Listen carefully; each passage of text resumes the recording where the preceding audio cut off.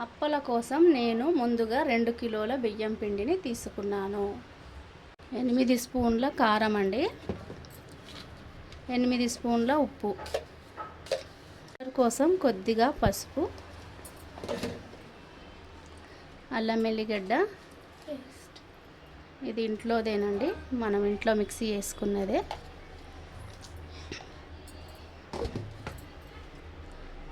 ధనియాల పొడి 1 స్పూన్, జీలకర్ర కొద్దిగా, వాము కొద్దిగా ఇలా అనుకోవాలండి. నువ్వులు కొద్దిగా ఎక్కువనే పడతాయండి.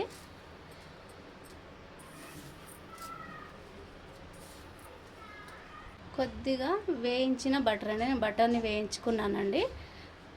కొంచెం బటర్ వేస్తే కొంచెం మెత్తగా స్మూత్గా, మీకు ఇష్టం లేకపోతే బటర్ని స్కిప్ చేయొచ్చు, ఆయిల్ కూడా వేసుకోవచ్చు, అది మీ చాయిస్. మనం వేసిన ఇంగ్రీడియంట్స్ అన్నీ మంచిగా కలుపుకోవాలండి.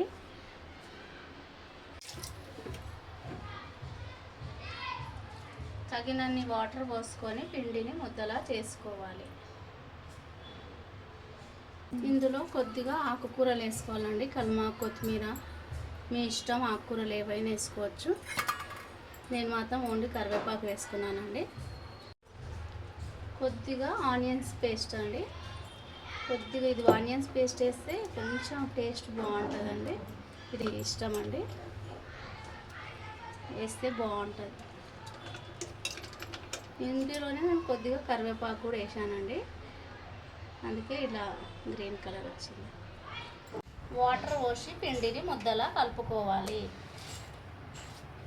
కలుపుకున్నాక ఉండలుగా చేసుకోవాలి రౌండ్గా.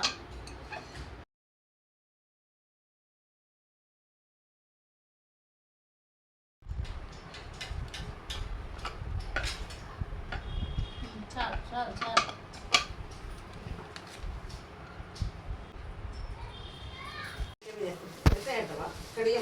ఒకసారి చూడు, వేయకపోతే కాలేదు.